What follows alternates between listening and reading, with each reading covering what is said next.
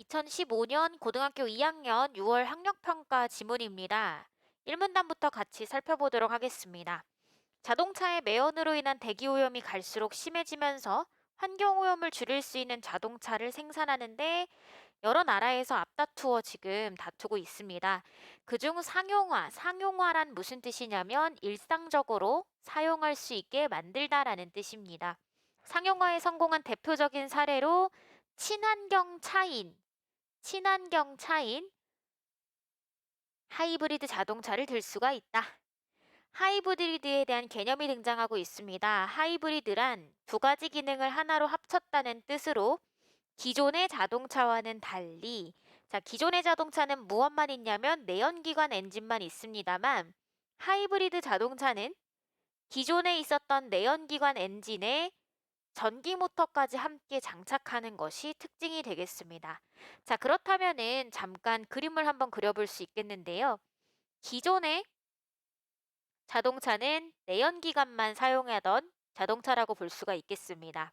그리고 친환경이라는 이 필요가 점점 더 커지면서 현재는 하이브리드차로 발전이 되어가고 있습니다. 그래서 지금 1문단에서 얘기한 시간적인 흐름은 바로 이렇게 표기해 볼 수가 있겠습니다. 자, 그리고 그림이 하나 주어져 있습니다. 이렇게 지문을 읽다가 그림이 등장하면 정말 고맙구나 라고 생각하고 그림과 본문을 연결시켜 가면서 읽으시면 되겠습니다. 그래서 방금 전에 우리가 봤던 전기 모터는 바로 여기에, 그리고 내연기관 엔진은, 그림을 잘못 그렸네요. 여기에, 그리고 내연기관 엔진은 바로 여기에 있습니다. 하이브리드 자동차는 이 만드는 방법에 따라 구동 방식이나 구조상의 차이가 있습니다. 자, 지금 우리가 방금 전에 읽은 여기에서부터 여기까지의 문장을 보시고 20번의 2번 선택지를 한번 보시면 그대로 맞는 말이라는 걸 확인해 보실 수가 있을 겁니다. 20번의 2번은 적절합니다. 여하튼 자동차들마다 차이가 있지만 대체로 위에 있는 그림과 같은 핵심 구성 요소들로 이루어져 있습니다. 그래서 위에 있는 내연기관 엔진은 연료를 연소시켜서, 즉 태워서 열 에너지를 기계적 에너지로 바꿔주는 역할을 합니다. 그리고 전기 모터는 자동차의 주행 상태에 따라 전동기 또는 발전기의 역할을 할 수가 있고 작동하지 않을 수도 있습니다. 그런데 전동기의 역할을 할 때는 전력을 사용해서 움직이게 만들고 발전기 역할을 할 때에는 회전 에너지를 전력으로 바꾸어서 배터리를 충전합니다. 자, 그러면 우리가 방금까지 봤던 내용을 한번 정리해 보도록 하겠습니다. 자, 지금 하이브리드 자동차는 이런 구조라고 보실 수가 있습니다. 첫 번째, 내연기관이 있고 또 전기 모터가 있습니다. 근데 이때 전기 모터는 두 가지의 역할을 크게 작동하는 경우에는 두 가지의 역할을 담당하는데 첫 번째로는 전동기로 쓰이거나 또는 발전기로 쓰이기도 합니다. 전동기로 쓰이는 경우에는 앞서 살펴본 것처럼 전력을 사용하는데 반면에 발전기로 쓰는 경우에는 회전 에너지를 전력으로 바꿔주어서 배터리를 충전하는 데 사용을 합니다. 자, 그렇기 때문에 지금 그림을 보시면 이 전기 모터에서 때때로 발전기의 역할을 하여서 뒤에 있는 배터리를 충전하기도 한다라는 걸 확인하실 수가 있겠습니다. 자, 그 다음에 배터리는 전기 모터가 필요로 하는 에너지를 공급하는 장치입니다. 자, 그렇기 때문에 배터리는 사실상 무엇을 위해서 장착된 거예요? 그렇죠. 전기 모터를 위해서 장착된 것이라는 걸 본문 보시고 확인하실 수가 있겠습니다. 자, 그리고 자동차의 주행 상태에 따라 에너지가 충전되기도 합니다. 언제 충전이 됩니까? 앞에 있었던 발전기 역할을 전기 모터가 할 때에 배터리가 충전될 수가 있었습니다. 그 외 구성 요소에는 내연기관 엔진과 전기 모터의 회전 운동을 바퀴에 전달하는 변속기, 그리고 연료를 보관하는 연료 탱크, 전력이나 전기 모터를 제어하는 모듈이 있고 배터리 상태를 확인하는 모듈이 있습니다. 자, 그런데 여기 전력이나 전기 모터를 제어하는 모듈, 이런 게 바로 대표적인 구성 요소였습니다. 자, 이 문장을 보시고 20번의 1번 선택지 살펴보도록 하겠습니다. 자, 전력이나 전기 모터를 제어하는 시스템 바로 모듈이 장착되어 있다라고 나와 있습니다. 자, 그렇기 때문에 1번 맞다고 확인하실 수가 있겠습니다. 더 이어서 가보겠습니다. 하이브리드 자동차는 차량 속도나 주행 상태에 따라서 적절히 조율해서 에너지 효율을 높입니다. 여기에서부터 여기까지의 문장을 쭉 읽어보시고 바로 20번의 5번 선택지로 이동해 보겠습니다. 자, 이 하이브리드 자동차는 차량의 속도나 주행 상태에 따라서 이 내연기관 또는 전기 모터를 적절하게 사용하여서 에너지 효율을 높일 수 있다라고 방금 전에 나왔기 때문에 5번도 적절한 선택지가 되겠습니다. 자, 시동을 걸 때에는 전기 모터만 사용을 한다라고 나와 있습니다. 자, 그렇다면은 전기 모터는 보통 언제만 사용하게 되나요? 그렇죠. 전기 모터만 사용하는 경우에는 1번 시동을 걸 때 사용하게 되겠습니다. 자, 또 마찬가지로 더 보실게요. 가속하거나 등판할 때처럼 등판은 낮은 곳에서 위로 올라온다라는 뜻으로 별표 부분에 나와 있습니다. 자, 지금 보시면은 이렇게 힘이 더 많이 필요한 부분에서는 내연기관이 같이 사용이 되는데 이때 내연기관은 바로 전기, 힘이 더 필요하면 전기 모터가 엔진을 보조하여 구동력을 높입니다. 자, 그렇기 때문에 지금 이렇게 힘이 많이 필요할 때는 전기 모터가 엔진을 보조한다라고 이야기했으니 이 내연기관은 힘이 많이 필요할 때 사용이 되고 마찬가지로 두 번째, 전기 모터도 힘이 많이 필요할 때 사용이 된다는 것도 확인하실 수가 있겠습니다. 물론 이때는 누구와 함께요? 내연기관과 함께요.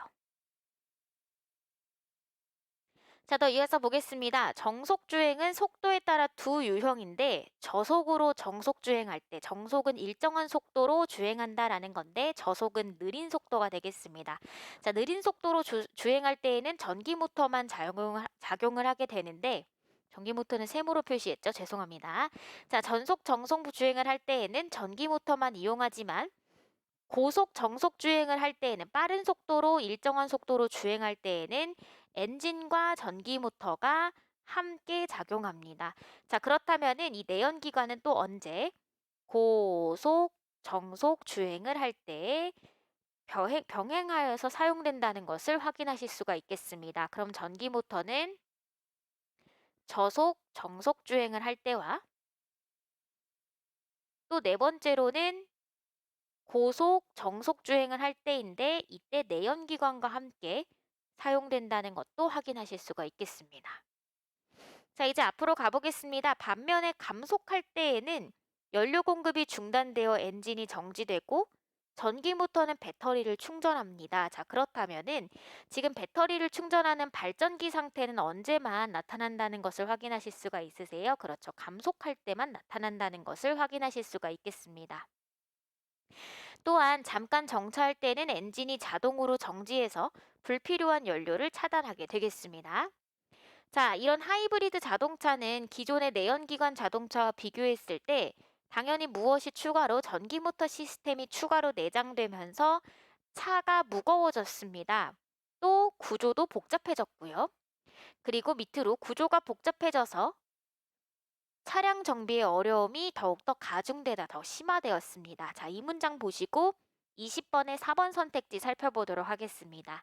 지금 보시면 기존의 내연기관보다 구조가 복잡해서 차량 정비에 어려움이 있다는 것도 확인이 되셨습니다. 그렇다면 정답은 3번인데요. 왜 3번인지 조금 더 살펴보도록 하겠습니다. 자, 또한 이어서 어려움이 가중되고 근본적으로 배기가스를 배출할 수밖에 없다는 한계가 있습니다. 지금 배기가스가 배출되었던 것은 과거에 내연기관만 사용하던 기존의 자동차에서 있었던 일입니다. 즉 내연기관에서 배기가스가 배출이 됐던 건데 하이브리드 자동차는 내연기관을 기존의 자동차에 비해서 덜 쓰기는 하지만 어쨌든 내연기관을 사용하고 있습니다. 그렇기 때문에 배기가스를 조금이라도 배출하는 수밖에 없겠습니다. 따라서 22번의 정답은 바로 2번이 되겠습니다.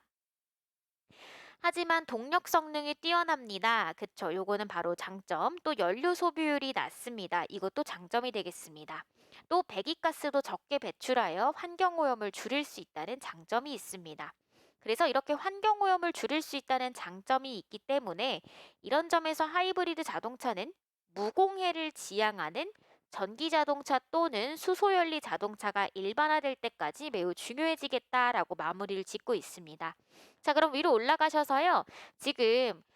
지금까지는 하이브리드 자동차에 대해서 얘기했는데, 지금 나중에 미래에 아예 무공해를 지향하는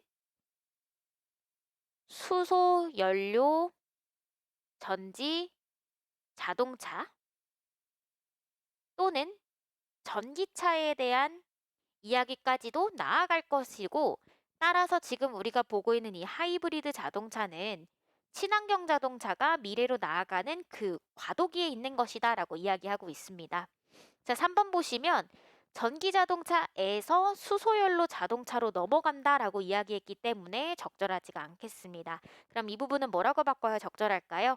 기존의 자동차에서 무공해 자동차로 넘어가는 중간 단계에 있다라고 해야 더 적절하겠습니다. 자, 이제 21번입니다. 지금 그림을 보시면 주행 상태를 보여주고 있고 속도를 또 보여주고 있습니다. 자, 그러면 여기 시동을 처음 걸 때인데 지금 위에 우리가 시동을 처음 걸 때는 전기 모터만 사용한다는 것을 알고 있었습니다. 따라서 가에서 사용되는 것은 바로 전기 모터가 사용이 되겠습니다. 자, 마찬가지로 전기 모터는 가속 시에도 사용이 되고 저속 정속 주행 시에도 사용되고 마찬가지로 고속 정속 주행 시에도 사용이 되겠습니다. 자, 그런데 여기에서 지금 힘이 많이 필요하거나 고속 정속 주행을 하는 경우에 내연기관, 즉 엔진이 같이 사용된다라고 이야기를 했습니다. 자, 그렇기 때문에 이 나 부분에서는 엔진도 같이 병행을 하게 될 것이고요. 또 마찬가지로 나도 가속하고 있기 때문에 엔진도 같이 사용이 될 것입니다. 또 마로 한번 살펴보실 겁니다. 고속 정속 주행식입니다. 자, 그렇기 때문에 고속 정속 주행을 할 때에는 아까 전에 같이 병행해서 사용하게 될 것이다 라고 이야기를 했습니다. 따라서 여기도 엔진이 사용이 될 것이고요. 자, 바에서는 지금 감속이 쓰이고 있습니다. 이때요, 전기 모터는 어떤 모드로 바뀌어서 운행이 될까요? 그렇죠. 감속 시에는 네, 충전기의 모습으로, 죄송합니다. 발전기의 모습으로 바뀔 겁니다. 바로 앞에 있는 내용들에서는 지금 전력을 사용하고 있는 전동기의 모드였다면 바 부분에서는 발전기의 모습으로 사용이 될 것입니다. 자, 그리고 정차할 때에는 엔진이 자동으로 정지한다라고 이야기했던 것도 기억나실 거예요. 자, 그래서 이 점에서 봤을 때 나머지들은 쭉 같이 확인해 보실 수 있겠으나 4번을 한번 보겠습니다. 전동기의 역할을 하는 것은 바가 아닌 그 앞부분, 가에서부터 마에 해당하는 내용이었습니다.